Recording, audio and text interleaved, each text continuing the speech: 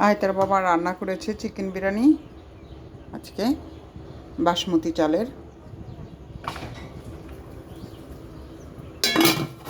এই যে দেখেন একটা মজাদার জায়গাতে এখানে দাঁড়িয়ে দাঁড়িয়ে রান্না করতে কী যে মজা, কী যে আনন্দ লাগে। এই যে চিটং হাইওয়ে রোডের গাড়িগুলো যাচ্ছে আর সে রান্না করবে আর ক্লিন করব আমি। এই যে যদিও ও ধোয়াধুয়িগুলো সব করে গেছে, কিন্তু কিচেনের এই যে ফেলে রাখা তেল, তারপর এই যে এগুলো সব আমার ক্লিন করার দায়িত্ব।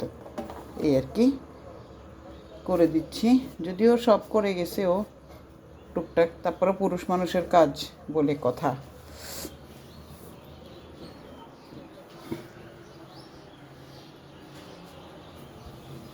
আপনাদেরকে আজকে আমি আমার বাসাটা দেখাই।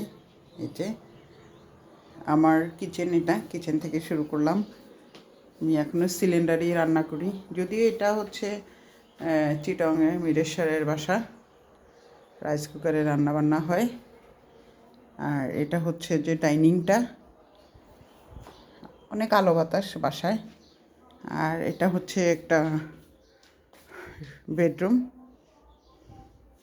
জানালা খুলি না, প্রচুর বাতাস আসে জানালা দিয়ে, এই জন্য জানালাগুলো খোলা হয় না, জানালাগুলো বন্ধই রাখি। আর এটা একটা ওয়াশরুম, ওয়াশরুমগুলো বেশ বড়। আর এটা হচ্ছে মাস্টার বেড, এটা একটা ওয়াশরুম। এই আমার শ্বশুরের বা আমার বিয়ের আগের যেসব ফার্নিচার ছিল ওগুলো দিয়ে এখন আপাতত চলতেছি। যখন আমার নতুন বাসা হবে, নতুন বাড়িটা কমপ্লিট হবে, তখন যেই হচ্ছে যে এটা হচ্ছে বারান্দা, তখন হচ্ছে ওখানে নতুন ফার্নিচার করব। এই এদিকটা হচ্ছে আরেকটা বেডরুম। এই রুমটা হচ্ছে এখন আপাতত আয়াতের স্টাডি রুম।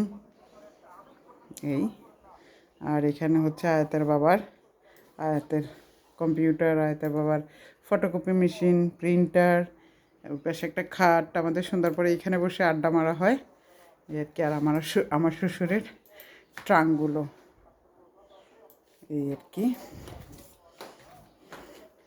আর এই সেই হচ্ছে ড্রয়িং রুম, এখনও ঘর গোছানো হয়নি। এই আর কি, আমার আম্মা বসে আছে ওই যে রোদ পোয়াচ্ছে। বাসাটা অনেক সুন্দর, ভালো লাগে। তবে এবার কেন জানি আমার খুব মন বসছে বাসায়, যেতে ইচ্ছে করছে না, এই জন্য এবার লং টাইম থেকে যাচ্ছি। এই হচ্ছে বাইরের ভিউ, এই যে বাড়িওয়ালাদের বাসার দরজা এটা, আর এটা আমাদের বাসা। বাসাটা অনেক সুন্দর। আর ওই যে ওয়ালটা দেখা যাচ্ছে, এটা হচ্ছে আমার শ্বশুরবাড়ির ওয়াল। এই ওয়াল থেকে একদম ওই দিক পর্যন্ত পুরাটাই হচ্ছে আমার শ্বশুরবাড়ি। কাজ চলতেছে, আমার হাজব্যান্ড বাড়ির কাজ করতেছে। আমরা প্রতিদিন 2 বেলা করে যাওয়া আসা হয়। এই